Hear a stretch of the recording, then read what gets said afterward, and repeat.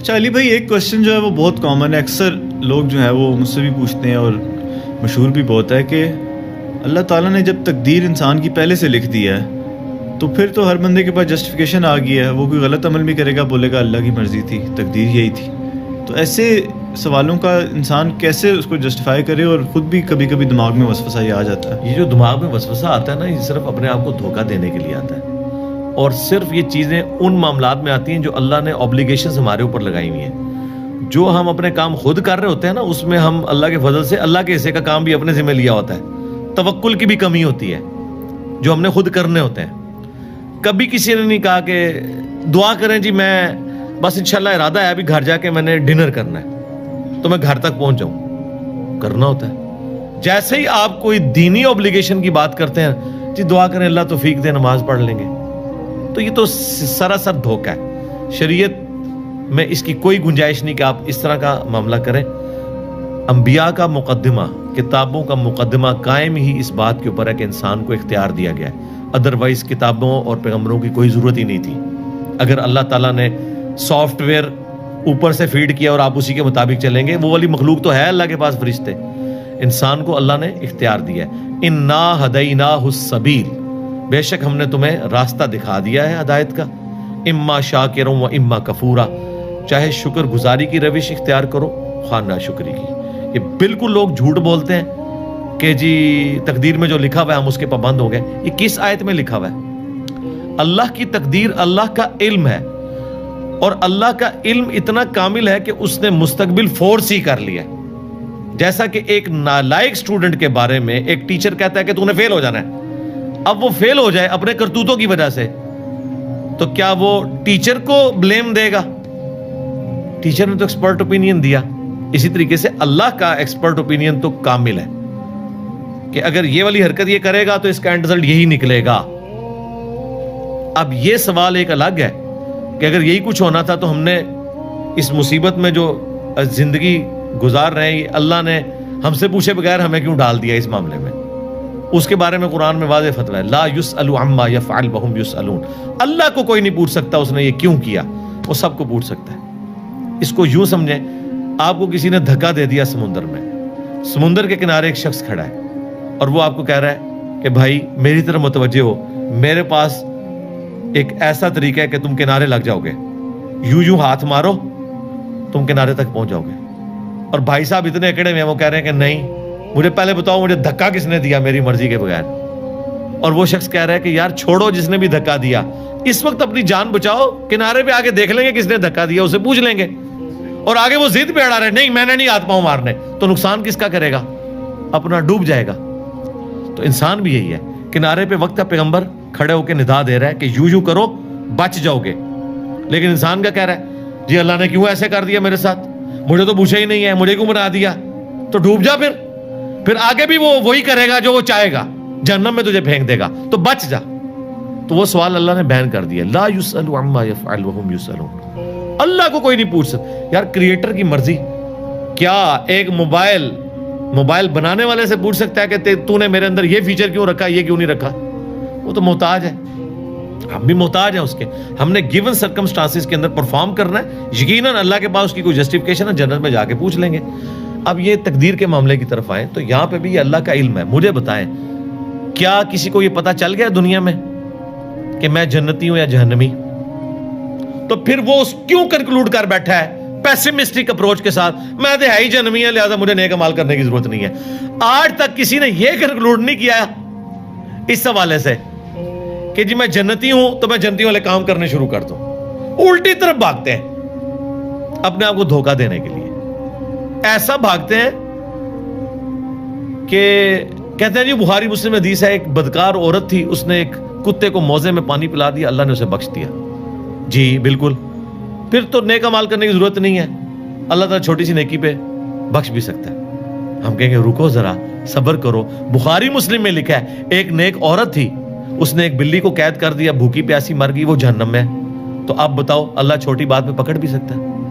وہی ڈاکٹر پہ آپ جواب دیں گے، اگلی وہ منطق کھڑے کریں گے اس لیے تو ہم نیکیاں نہیں کرتے، ہو سکتا ہے چھوٹی سی بات پہ پکڑے ہی جائیں، تو بس اللہ پہ ہی چھوڑ دیں.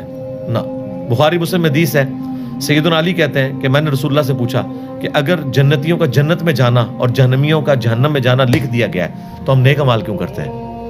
سیم کوسچن بخاری مسلم میں مولا علی نے رسول اللہ سے پوچھا تو نبی علیہ السلام نے پتہ کیا جواب دیا؟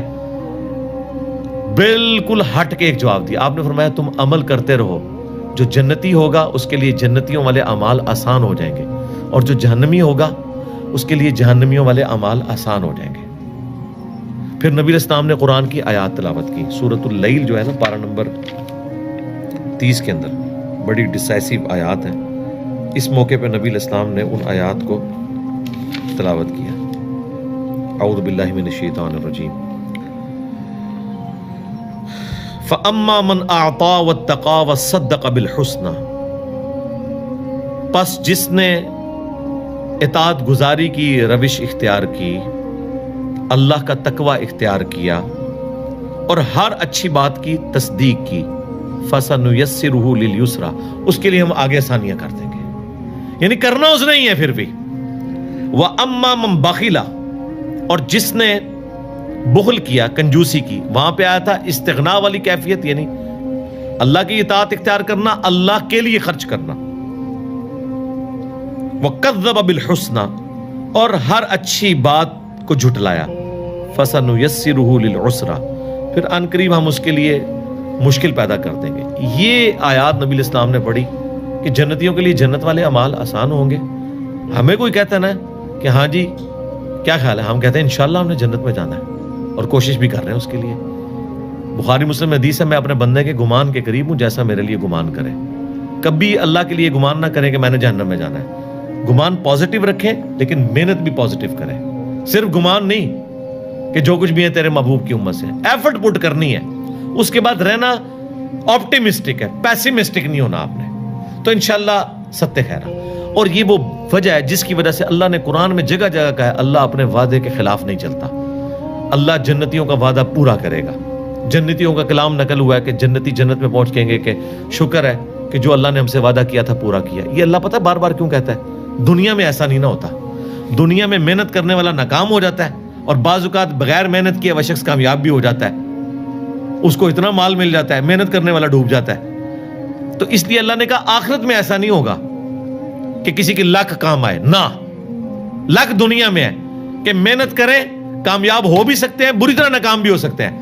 آخرت میں اللہ نے بار بار اس لیے یقین دہانی کہی کہ آخرت میں یہ نہیں ہوگا کہ ایک بندے نے پوری محنت کی اور آخرت میں جا کے اس کی لک یہ نکلی کہ نماز پڑھنے والا جو ہے وہ جہنم میں چلا گیا اور جو اللہ کا باغی تھا وہ جنت میں چلا گیا. نہ, آخرت کے لیے لک نہیں ہے. اس لیے اللہ نے کہا میں اپنے وعدے کی خلاف ورزی نہیں کرتا, میں نے جو وعدے کیے پورے کروں گا. یہ یقین دلایا کیونکہ انسان کو وسوسہ آ سکتا تھا کہ دنیا میں تو ایسا نہیں ہوتا.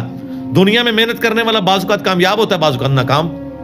آخرت میں 100% ناکام ہوگا جو دنیا میں پیغمبروں کا نافرمان ہے, اور 100% کامیاب ہوگا جو دنیا میں انبیاء کا تابع فرمان ہے. اور مسئلہ تقدیر کو حل کرنے والی ایک آیت میں کوٹ کر دوں, جو کوئی بھی پوچھے نا اس حوالے سے. سورہ الزمر کی آیت ہے, تو پورا مسئلہ حل کر دیتی ہے. سورت نمبر ہے 39 اور اس کی آیت نمبر ہے 7, بالکل سٹارٹ میں ہی. میں کہتا ہوں تقدیر کا مسئلہ ہی ہے.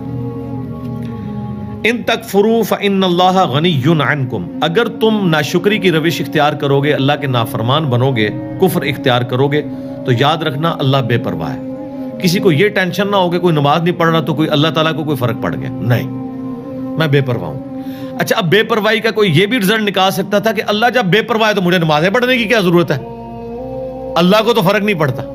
وہ اللہ نے ساتھ پھر کلیئر کیا, وَلَا يَرْضَى لِعِبَادِهِ الْكُفْرَ, لیکن یاد رکھنا وہ اپنے بندوں سے کفر کو, ناشکری کو, نافرمانی کو پسند نہیں کرتا. بے پرواہ ضرور ہے لیکن اوپن لائسنس نہیں کہ بے پرواہی کا رزلٹ یہ نکلے کہ ٹھیک ہے منو کے چاہے یہ گناہ کرے یا ثواب کرے. نہیں, اللہ کہہ رہا ہے میں بے پرواہ اس اعتبار سے ہوں کہ تیرے گناہ کی وجہ سے میری خدائی میں کوئی فرق نہیں پڑے گا, لیکن تیرا بیڑا غرق ہو گیا. اللہ اپنے بندوں سے نافرمانی پسند نہیں کرتا. وَإِن تَشْكُرُوا, اور دیکھنا اگر تم شکر گزاری کی روش اختیار کرو گے, يَرْضَهُ لَكُمْ, تو یہی وہ تم سے چاہتا ہے. وَلَا تَزِرُ وَازِرَةٌ وِزْرَ أُخْرَى, اور کوئی جان بوجھ اٹھانے والی دوسرے کے اعمال کا بوجھ نہیں اٹھائے گی. ثُمَّ إِلَىٰ رَبِّكُمْ مَرْجِعُكُمْ, اس کے بعد تم لوٹ کر اپنے رب کے پاس جاؤ گے فَيُنَبِّئُكُم بِمَا كُنتُمْ تَعْمَلُونَ، پھر وہ تمہیں بتا دے گا جو کچھ تم دنیا میں اعمال کیا کرتے تھے. إِنَّهُ عَلِيمٌ بِذَاتِ الصُّدُورِ، بے شک وہ سینوں کے چھپے ہوئے رازوں کو بھی جاننے والا ہے، اس لیول تک باریکی کا حساب کرے گا. اور ایک اور آیت ہے اس کانٹیکسٹ میں سورہ طٰہٰ کے اندر، وہ بہت کرٹیکل آیت ہے.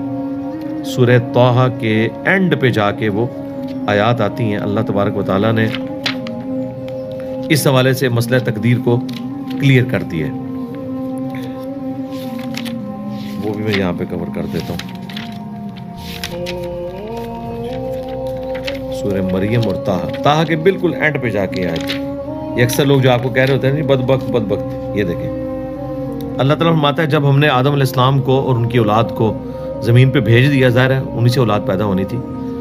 اللہ نے فرمایا قَالَ اهْبِطَا مِنْهَا، ہم نے دونوں سے کہا، سیدہ حوا اور سیدنا آدم سے، منہا جمیعا، کہ تم سب کے سب اب اتر جاؤ. بعضکم لبعض عدو، تم میں سے بعض کے دشمن ہوں گے. یعنی شیطان کا دشمن انسان، اور انسان کو بھی دشمنی روانی ہے اور آپس میں بھی انسان لڑیں گے. اب یاد رکھنا فَإِمَّا يَأْتِيَنَّكُم مِّنِّي هُدًى، اب جب کبھی بھی میری طرف سے کوئی ہدایت کی کتاب آئے گی نا دنیا میں، فَمَنِ اتَّبَعَ هُدَايَ، تو جو کوئی بھی اس ہدایت کی پیروی کر لے گا، فَلَا يَضِلُّ وَلَا يَشْقَى، تو نہ وہ گمراہ ہوگا اور نہ ہی بدبخت ہوگا. تو بدبختی پھر اللہ نے بندوں کے کھاتے میں ڈال دی ہے کہ جو کتابوں کی مان لے گا نا وہ بدبخت نہیں ہوگا. تو اس کا مطلب ہے بدبخت اللہ بناتا ہے یا انسان خود بدبختی کماتا ہے؟ خود. یہ آیت واضح ہے کہ جو ہدایت کی پیروی کر لے گا وہ نہ گمراہ ہوگا نہ شقی ہوگا، اور جو پیروی نہیں کرے گا وہ گمراہ بھی ہو جائے گا اور بدبخت بھی ہو جائے گا. یہ خود ہم کماتے ہیں. تو یہ کہیں پہ کنسیپٹ نہیں، یہ تو بڑا گمراہ کن عقیدہ ہے. یہ عقیدہ جبریہ کا تھا کہ اللہ تعالیٰ انسان پہ مسلط کر دیتا ہے، اور قدریہ دوسری ایکسٹریم پہ چلے گئے، انہوں نے کہا نہیں ٹوٹلی ہم ہی کرتے ہیں.